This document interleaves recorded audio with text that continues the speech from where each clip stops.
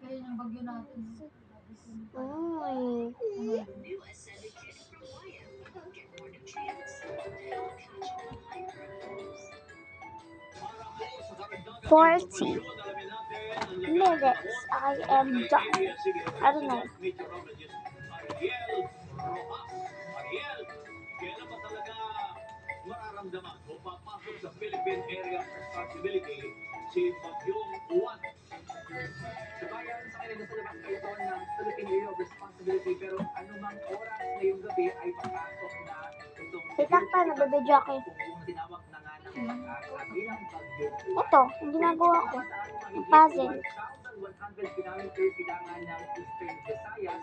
Malapit na itong maging typhoon, malakas na bagyo.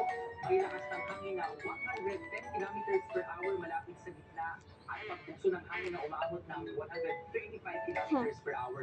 Sa ngayon, kumikilos pa kanluran Ano bagyo? sa bilis na Wala rin. 25 kilometers per hour. At kita natin yung lawak Laki, ng no? sakop ng ulat nito.